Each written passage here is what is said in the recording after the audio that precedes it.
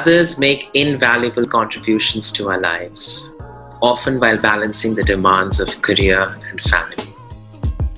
From efficiency to persuasiveness to delegation. Many of the traits that great mothers cultivate and practice every day are being leveraged at home and at work to lead teams and run successful businesses. In this spirit, I invite a dear friend and a power woman, Bhavna Shah, who is the regional head of the Malaysian Palm Oil Council for India and Sri Lanka. She's an independent director of Ruchi Soya Industries Limited.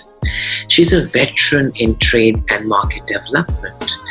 She manages product promotion, sustainability, and industry policy environment in India. Besides being a gem of a person, she has also been featured by Business World in 2018, and what a wonderful article also I saw, Why Women Make Great Leaders in the Corporate. She was featured by Yahoo India in 2018 as one of the 7 women achievers, emerged as the first woman to receive Globe Oil Person of the Year award for overall contributions to the vegetable oils trade and industry in 2018. And the list goes on and on and on. Hi Bhavna, how are you doing today? Hey Rajat, I'm doing very well and I'm so happy to be here with you today. Thank you so much for having me over to this chat, this conversation. It feels amazing. I mean, talking to speakers like you, to friends in this environment, it is so amazing because we get to learn so much. Well, Rajat, to be very honest, I have nothing to do right now. No, I'm just kidding. But it's great. It's great to be here with you. And especially because you're doing such fantastic work. I've seen some of your other interviews too. I saw your articles, your website. To me, the way it looks like is, sometime back, even in corporate world and everywhere, we spoke about IQ. But that's a thing of past. It's EQ now. And today, with the amount of stress, leave this corona situation aside, keep this COVID pandemic and lockdown aside, but still, we've been facing so much of stress, challenges. People are in a rush. I don't know for what. There's so much pressure on kids, parents. So I think what you're doing will be bringing a lot of sanity to people, especially teenagers. That is the future. And that age, when they get confused, they don't know where to go, and most important, whom to look up to, who to talk to. So that is a very, very crucial role that you are playing. And I know you're writing a book. I'm totally looking forward to it. I wish you all the best. Thank you. Yeah. Yeah, there is nothing more fulfilling and than, I find it such a fulfilling experience when I'm working with teenagers and I'm working with parents. When, teenagers have so much to share. They want to open up so much, speak so much out. Somehow, unintentionally, teenagers say that parents don't understand us, and I just want to bridge that gap, and that's been my mission, because if we can bridge that gap, the children know whom to go to in times of trouble. Absolutely. Right? Not going to the wrong sources, but coming to the right ones. Exactly. Yes. It's a very delicate stage. That's the time it's very easy to fall into bad company or fall into wrong direction. And at the same time, they're bubbling with ideas. I have a teenager and she talks to me like, she comes up with these kind of situations. She tells me one morning that, Mom, what if the coronavirus, that is a real life and we all are robots and there is a malfunction? I mean, these are all very creative ways of looking at things, and now I have to either shut her up, but that won't be right. That's curbing their creative thinking. Yeah. Let her come with ideas. Let's see where this goes. You never know. Star Trek has launched the television serial that we grew up watching. Mm. Has launched so many fantastic inventions. So it Yes. started with just a wild, crazy thought. So why not? So I think it's a beautiful stage, and you're doing fantastic work. Thank you so much. And it also Mhm. always feels very humbling and very proud when you see your students going to Yeah. with children who were shy. They are speaking in front of 100 people. There was a teenager who had initially come to me for something else. Today he's a teen entrepreneur, and he's one of Wow. the persons I'm interviewing. And it's so amazing to see Fulfilling. Yeah. when so fulfilling, and the way they use their mind, their out of box thinking. It's simply amazing. I'm sure. Good. I'm sure. Yes, I can understand. I can relate to it. Yes, very true. Yeah. So, being a mother, I would like to ask, what is that one thing that motherhood has taught you about being a better leader? Well, a lot. I would say it's just that here I'm working with a mini universe, and there I have to deal with a bigger, platform. But ultimately, these learnings help me leverage all my skills: patience, delegating tasks, prioritizing. But most important, what I learned is with motherhood, what I learned is uh, when to hold on and when to let go. Wow. Especially when my kids are now growing up, and I have like a teenage daughter, and the older one is out there in university. um, Same with workplace, where till what point, till what limit you can do it, and then you just let go. No matter how big or complex the problem is, how much you can deal with, how much you cannot, you have to set that line. And that is something I learned from with my motherhood skills. Beautiful. And I think that can make a great title for a video now. Where to hold on and where to let go. Yes, very true. Actually, It's so relevant. It's so relevant and so beautifully said. Yeah. Bhavna, you're a mother, a senior corporate leader, a speaker, a supporter of women's rights. There's so much success that you've seen in your life. What are the challenges you faced to reach to this success? If you could just share. Yeah, of course. See, to be very honest, I don't know if this is success or I've arrived or whatever people say. I really don't go by any such yardstick. I am not too sure what you call success in today's day and age. If you call materialism as success, then well, but to me, it's not been easy. People may say, when they see you jet flying all the time and traveling and moving and talking at various platforms, but it comes with its own set of challenges. The way I have played with my career is at times I take a step in front, then I have to take 2 steps backwards. There are many opportunities I had to let go because I am a woman. I mean, it was not like someone forced upon me, but those were choices I had to make. I had to decide what's right, what's wrong at every stage in life. So there were times when I had better opportunities, but I had to reallocate. I had to move to another place. I had to move it. Now, do I move alone? Do I take my family? There are always challenges, And with travels, now, of course, my kids have grown up. But earlier, when I used to travel, people would tell me, it's like today I'm here, tomorrow there. But for me, it's not just packing my own bag. I have to make sure I have to do packing for kids back home. That on what day, if they have certain class, certain school, certain events to attend, what they should be wearing. So for me, packing and unpacking is not just my packing. I had to plan so much for the family. So there were too many challenges, and there still are. I don't know. Many times people say that it's easy, it's like, but frankly speaking, for a man, if it's a race, They too have challenges. I'm not saying, there's fierce competition out there. There's competition, there are challenges, there are external factors.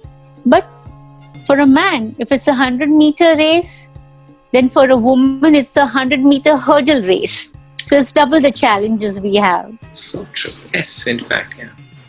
It was, in fact, there was this, I was coaching two parents at that point in time, not of the same, two children, two parents.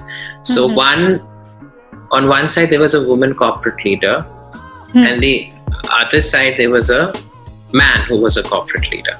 Okay, they are both corporate leaders, yeah. And the man just wanted to, as you were saying, he wanted to relocate to Amsterdam. And he's, being in the corporate setup he is, he wanted to be coached on overcoming the guilt of leaving his family initially and going there. Okay. Right. But he wanted to go there because his dream was that, his goal was that, and he's achieved that goal. Right. On the other hand, there was this woman corporate leader, and she has been delaying.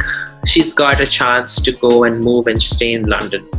And she's been getting that chance for a long time, and she's been refusing it because my child, my husband, how will I manage schooling, so many things. Yeah. And I mean, I don't want to judge anyone, but somewhere it becomes a thing of convenience that a man can probably conveniently go ahead with it, and a woman has to think of 100 things. And it's been 3 years she's not been able to go yet. Yeah, it's like that. Wow. There have been times when I got a call for some very something that I've been wanting for a long time, and it was some other destination. So first thing, when I share with the family the happiness that I got a call from here, and I could see their faces, like, the children, like, what about us? So it's difficult how to share, how to break this news with them, how to gently tell them, look, it came, but I am not taking at this point in time. So yes. That happens. That's so much there. And these are choices, not like someone says, tomorrow if I say, okay, fine, you can go ahead and do. But again, like you say, if that guy had to go for counseling, I don't know what or how I would react. So that's the time we need to rethink our priorities. What do I really want? My first priority is my children, then I want a career, or do I want a career first and then? So each one has to decide their own priorities. So there's not one rule that fits all, not one size that fits all. I was really taking this forward, what you're talking about, and I read your article in Business World, which spoke about why women make great leaders in the corporate. And there were two things that were really highlighted there. One was about gender equality, and one was about glass ceiling. Now, how do you think that as parents, we can be role models for our children so that they understand gender equality? Although I see there's still those gender stereotypes we have today. Boys, true. Boys, the color boys wear, the color girls wear. Boys getting into the kitchen. Though I see a lot of little chefs now who are boys, and I actually feel very envious of them because I also want to learn cooking. So, it's like that. So, what would you like to say about that? I would really love to hear your views. Yeah, you're right. I'm also myself seeing a lot of changes. Like there's this experience center or learning center, which is like a fun way of learning for kids called Kidzania. Right now, they only have two centers in India, one in Delhi and one in Mumbai. But that's where I saw young boys, they're trying to make chocolates and making cookies, and that's a good thing. It's early on sharing with them. So talking about teaching kids about gender equality, I think we can't really teach them when they grow up or when they're adults and we tell them what is right and what is wrong. I personally feel it's a matter of perception. And perception starts very early age, at a very early stage in life. From the age of 2 to 3, they start distinguishing. It should start from kindergarten, because it goes in such subtle, unnoticeable ways.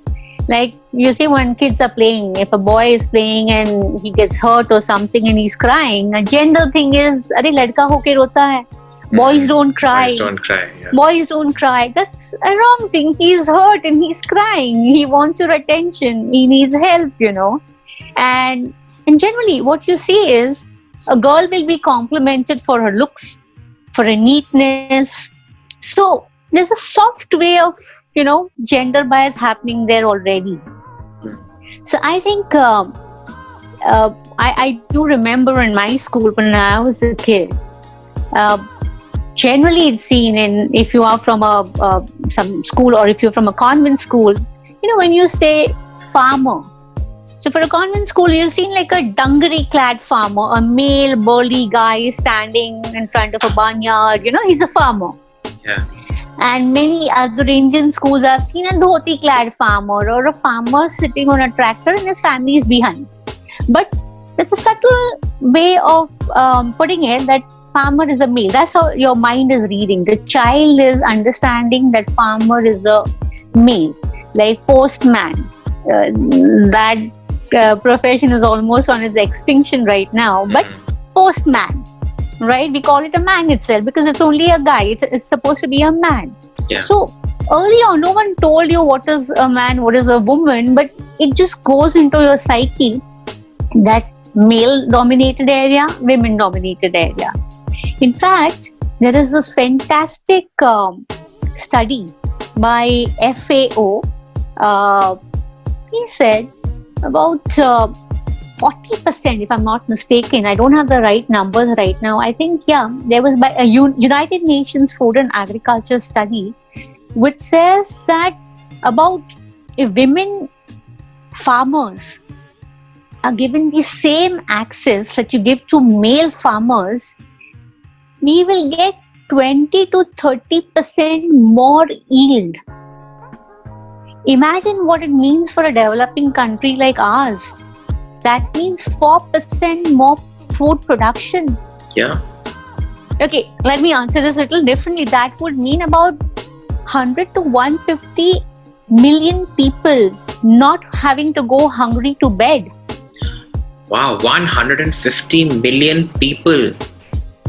Yes, 100 to 150 million people will get food. We'll be able to produce more. Women farmers get the same access to resources like their male counterparts. Women also make a very substantial number in farm sector. But we unfortunately somehow think that, male, because women going to mandis, weaning, or weezing, these are all farm related jobs, and mostly done by women. So numbers are humongous if you sit and look at the research and studies. So it's, I think, about time we realize and give the right access to both genders. Yeah. Very true. Very true. Amazing. I think that's an amazing observation. I love the statistics you mentioned. 100 to 150 million people would not have to go to bed without food if we can have the women manpower coming into picture. Yeah. Why do you call it manpower? Women power, yes. See, the stereotypes are so strong. It's very subtle, unnoticeable way it just goes on. Yeah. So. Beautiful observation. Thank you for that. Now, see, I always say that, as you said, the role of mothers, homemakers, or the ones in the work industry. I feel very blessed that I have a mother who's mother and sister who are two very strong women, and I'm right now speaking to a very strong woman also. Who I think they have all the leadership qualities anybody can think of, and what they emphasize, I think what really takes the cake away is the quality of empathy. They have so much empathy. They understand what you're going through, and they say a mom has that sixth or seventh or 10th sense. I don't know what. She just knows there is something wrong, and you will get a call. And Rajat is so. When I was in Mumbai, I was doing my MBA from there. I was studying in KJSMA in Mumbai, and I got a call one fine day, and she's like. तो ठीक है ना मतलब she generally says it, but that it was with a lot of concern. And she was right. I was having a little bit of fever that day. And I mean, how they sense it is like telepathy, it's beautiful. But what happens also, like I work with a lot of mothers and teenagers and mothers who are homemakers. So although they are doing everything for the family, managing their in-laws, managing the husband, managing the children, managing temperaments of so many people. Not easy. Not easy. Yeah. But at the end of it, it seems like the most thankless job to them because they don't feel good about themselves. They feel they're not doing enough.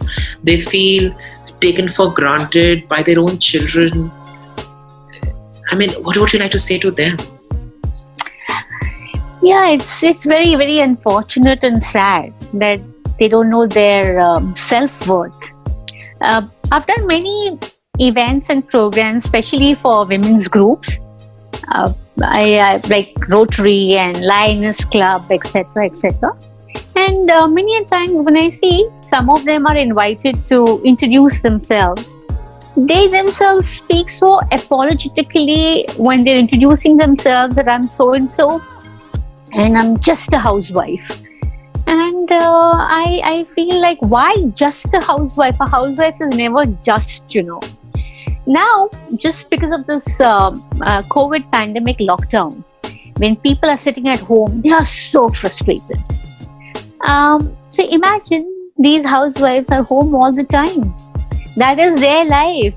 For us, it is because of circumstances.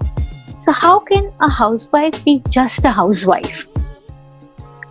Again, let me share some research, some survey. Yeah, I like to speak with numbers, Yeah. That brings a lot of understanding of the sector, what's happening. True. If government were to declare housewifery as a sector, they would be contributing over 60% of the country's GDP. There's some very nice study which goes by the name of Women's Economic Contribution Through Household Work. This especially I'm talking about a case for India. And here it says their contribution is at about USD $612 billion. Imagine. $612 billion. $12 billion. Their contribution. Yeah, see, they are home management, cooking, that's catering industry, counseling. Most important, raising your child. That's not just raising your child, but forming human development, formation of human development for the nation, your nation building. You're doing laundry, you're doing homekeeping, cleaning, housekeeping. There's so many departments and sub-departments handled by them so efficiently and 24/7. It's not like you have a holiday, you have an off day. So I really feel bad if only these women knew their self-worth.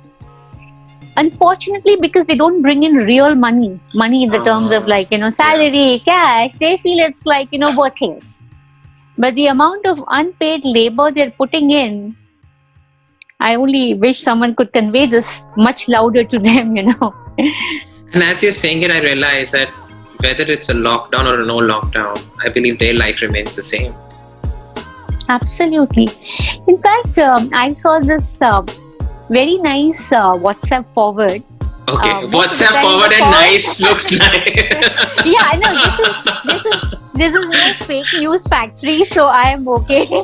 It's become a big nuisance. But this is a very beautiful one where a woman is saying that, like, there was this time when people would ask her, "What do you do all day sitting at home?" She's saying now that people see me from morning to evening, cooking, cleaning, they help me. Right. And probably maybe once the lockdown is over, children may go back to school, husband will start going back to work, and things will start getting back to normal. Yeah. But now at least no one will question me, what do I do all day? So I thought that was really beautiful. It's amazing. I mean, Yeah.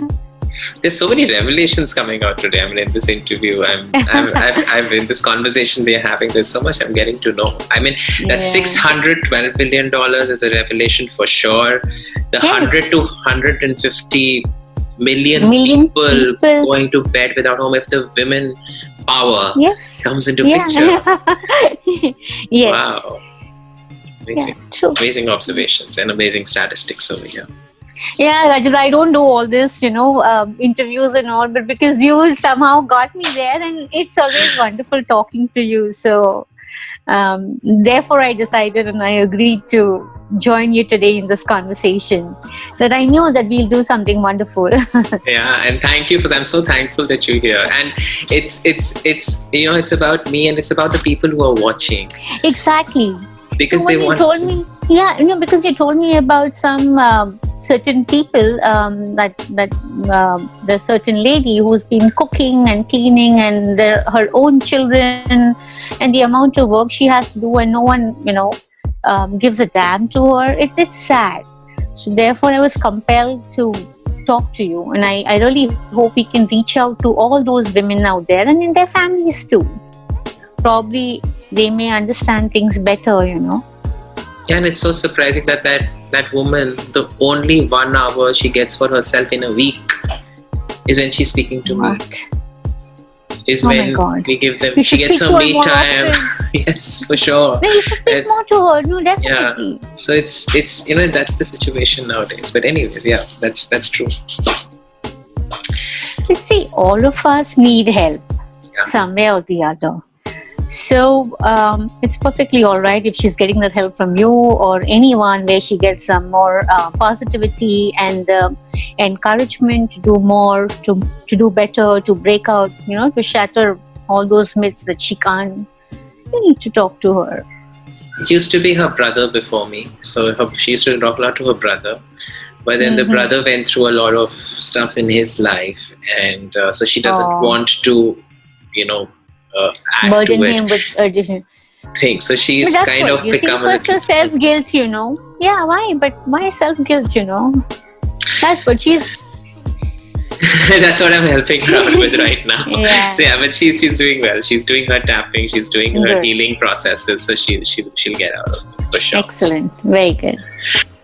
In your experience, and as we talk about the various roles that you have played, which one role has been most fulfilling and the one which you enjoy the most? Undoubtedly, motherhood. There's no two ways, two thoughts about it. Undoubtedly, because it's not one role where we call it motherhood, but it's not like I'm in the driver's seat. I'm also learning from my children. It's so much of fun. I get to learn, I get to be, I get to just, not just about learning about technology or new stuff, but you give them a chance. They're very intelligent. Children have a mind of their own, and there's no doubt about it. I totally enjoy this part. Because even they're my best friends. Yeah, they're my best friends. Yeah. Amazing. Yeah, and I think children have, in a way, more wisdom than us, because we've still had our life for 35, 40, 45 years, and where those layers have been built up. And I'm not going to sit and clarify any of those numbers. I was coming to that. That's why I gave a range. I thought you're moving by five points. Yeah, I know you should never ask a woman her age. And so it's like those layers have still not been built up. The belief systems are not so strong, and still their wisdom is more than us. That's why I always say, learn from your children as much as you can, because that purity, that innocence, that out of box thinking is still there. Correct. It may not be the same as when you held your child first time in your hand, which was such a beautiful feeling. I mean, if you just reflect on that. And then slowly, of course, as they interact more with the world and people and the things they listen to, their belief systems also start forming. Absolutely. So our belief system has become that strong, but they is still there. So if at that stage, they have much more wisdom than we do. And we should trust them, because they have everything within themselves to take their own decisions. Absolutely. Just helping them reflect upon themselves and asking them questions can do the trick. Yeah. Yes, asking them the right questions, give them a little push, little turn, that's enough. That is enough for them. You see, for us, we have either failed many more times, or we've been told no so many times that we have become conditioned to, we started limiting our beliefs. Whereas they are open. So let them be, let them learn, let them have their own failures and they learn from it. In fact, I think everyone should face failure at some point in their life, and the sooner the better. The sooner the better. Because you learn quickly and you will have the energy to come back and fight back better, much, resilient. So I'll share a bit of a little story, not a long Please. one. It was, so I basically was born in Kanpur, in Uttar Pradesh. And we shifted to Delhi when I was 8 years old. So it was like in 1990 we shifted. And when I came here, I saw a lot of culture change for me in terms of the school, the children there, and the children here. So I was otherwise a very, relaxed boy, loved to go for cycling on the roads, and in Kanpur I used to do that. And here somehow I found it very difficult to cope up with things at school. So the confident and relaxed boy suddenly became a little reserved, because whatever he was doing, his sense of humor was did not match. Whatever he was trying to put across was not coming across. So there were a lot of things which used to happen with me I can understand. And then I think I had a lot of passion within me. Yes, I wanted that change to happen, but I did not know how. And mirror used to be my best friend. I used to go into my washroom and just speak everything in front of the mirror. And of course, there was my mother. My mother is, of course, I call her my life coach. She's the only one who could take out things from me at that point in time, because she saw that sudden transformation. And then, yes, I was in front of the mirror. I could not communicate very clearly to my batchmates. They would say things to me. I did not know how to respond. Gradually, as I went forward and I came to my engineering, I did my engineering. And there, the friends I formed, I started building up that confidence. I finally spoke. We had a presentation to make. I was really, really nervous. But I still spoke, and I felt so proud of myself that I did it. And then slowly and gradually, today I can speak to so many people, I can interact. Speaking to a group of people, it's so amazing. So, it's all within us. Yes. And it's just about structuring those thoughts. I used to write, I had a diary, I was like that. And wow. No, but that's a very great thing. Journaling is nice. It's a good habit. I'm sure it helps to not only just crystallizing your thoughts, but letting out emotions. That's also a nice way. And I'm very proud of you. I heard you talk the other day at the Speakers Tribe Global Summit, and you were awesome. Yeah. I gave you the sugar cubes. Yes. Yes, I got the sugar cubes and I love them. Yes. I still have them. I don't only have a snap. I actually, you had written it on the chat box. Then I used I went on to using this app and put it in a proper, like you Yeah, have this I think you typical physical posted sugar cubes. somewhere. I didn't Yes, like yes, that. you I posted haven't. somewhere. Yeah. I posted it on social Yeah. media. Yeah, But that I was think I special. gave That was couple really of special. them. But I gave couple of them. I don't know if the Yes. private ones got recorded, but Yes, I think they you gave lost me. it something. Yeah. Yeah, I think you had 3 for me. Yeah. Yeah. See. No, I was I love. listening to every part of it, and then I was giving my feedback on that. So Yeah, that's true. yes. Thank you. Thank you so much. You're welcome. So, I know you have 2 daughters. One is 17, the other is 22, and one is, of course, unfortunately, not with you during these days because she's in the University of Waterloo and she's over Yes. there. But your younger one is here. So, Yes. how is she spending her time these days? Well, she's total fun. She's helping me with cooking and the household work. And it's a delight to be with. She has so much of energy and vibrancy, and she has hacks for everything. How to do shortcut and things that she doesn't like. She's really smart that way. So yeah, so she's been. She writes. She's picked up writing lately, so she's been working on some writing these days, and we're enjoying this time actually. Because I don't know what tomorrow will bring to us, whether if she wants to follow in her sister's footsteps.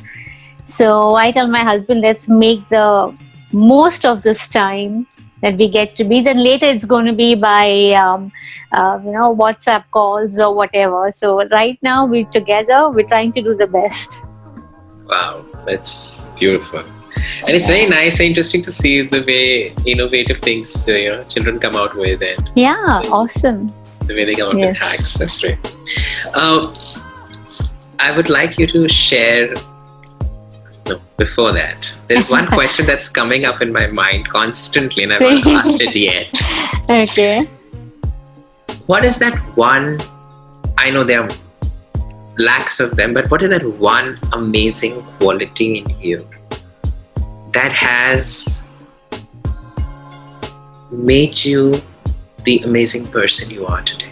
What's that one amazing quality that has made you pass through hurdles and rise up? What is that one quality about you? To be very honest, right now that you're asking me, the first thing that comes to my mind is self-belief. Because there'll be things that'll come and go. Today, my thought process, the way it is, you can't control the external situation. You do not have any control over it. You can't control how people will behave or act with you.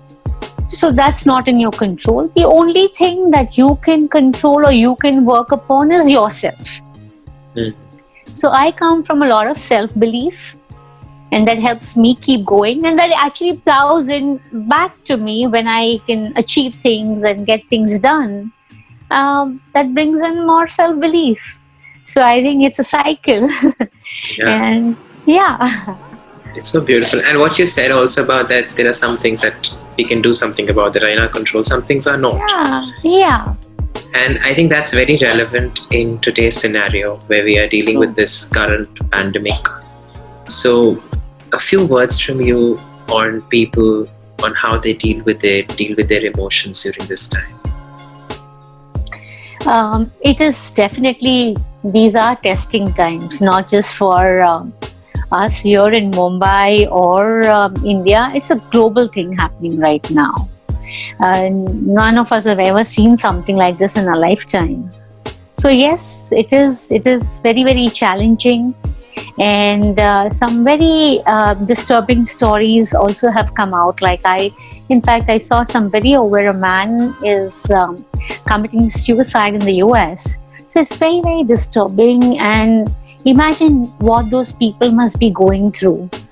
So I would like to give a 4P's formula. First of all, see things in the correct perspective. Don't just think from your little cocoon. If you see the larger picture, you will be able to understand and grasp reality better. Number two, uh, positive thinking. Or I would put positive thinking number one actually, because like I said earlier, you just can't help with what's happening. There's a lockdown, there is a lockdown. So you can't just go rebel and go out. So you are at home. So you are going to be sitting at home. So now you be happy about it.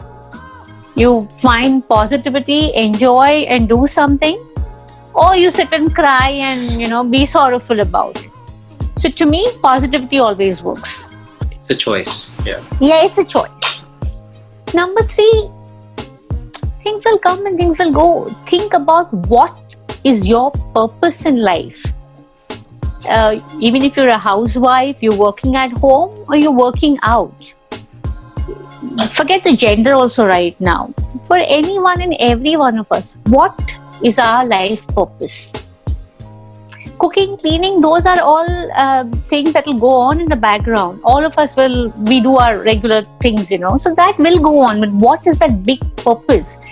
Take this time, sit back, think, reflect upon what you really want in life. And that will give you some kind of goal, something to look forward to. Yeah.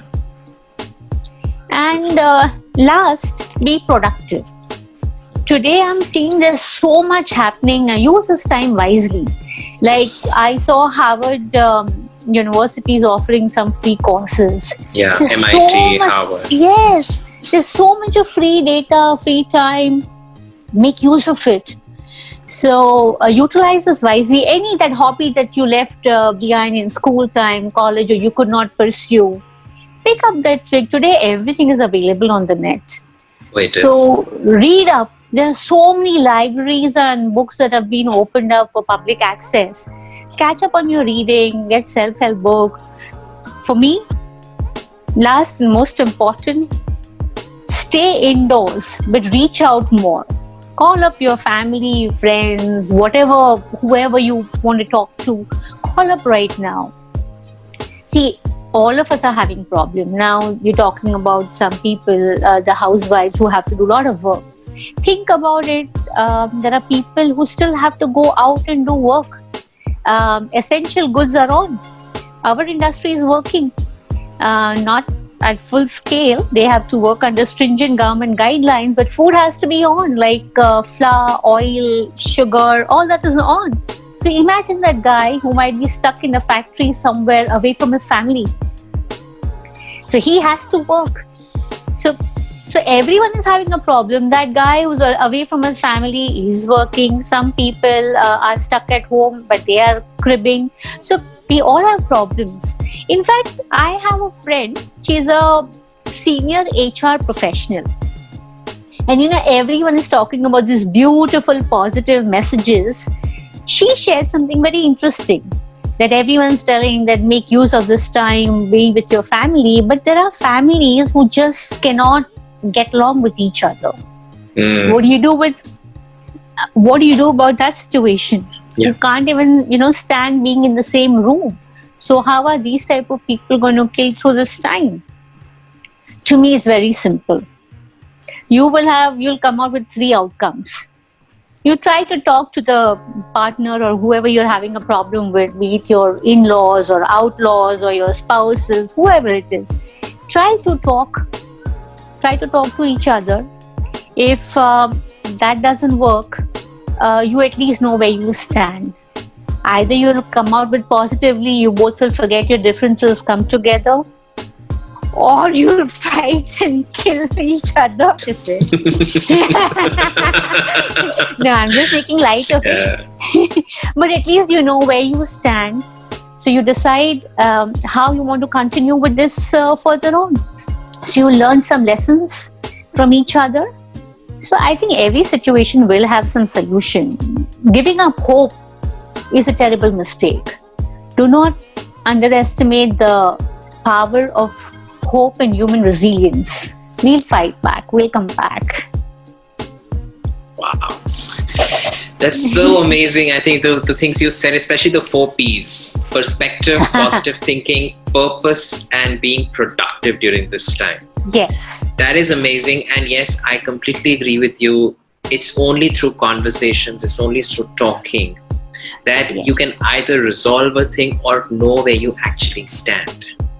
And that has been so beautifully put. It's a great time to connect again with your own immediate family. Of course, others too. It could be about connecting with your children again, with your Your teenagers own again. self. Your Your own own self. self, reflecting Yeah. upon your own self. Own I mean, no self. better time than this. Yeah. You can do True. that. Yeah.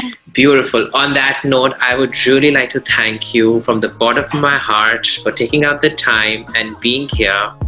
And I wish you more success, and I hope you keep inspiring people and being the supporter you are for women. You're contributing so much to the society. So thank you so much for being here, and we will speak soon. Thank you so much, Rajat, for having me. And I told you earlier too, you're doing fantastic job. And one thing I would like to say about yourself, that I have seen your different cases that you've been handling, different clients, and why I'm looking forward to your book is that, look, anyone can get a degree, anyone can get those certifications, but it's your empathy that's making a lot of difference. So I think that's an amazing quality that you have, and keep doing that. Thank you so much. I Thank think that you. is such an amazing thing that's coming from you, and I receive it completely. Yeah. Super. All right then. See you Thank then. you. Yeah. On that note, thanks and take care. Stay safe. Stay home, stay safe, stay Yes. awesome. Yes. All right then. Bye.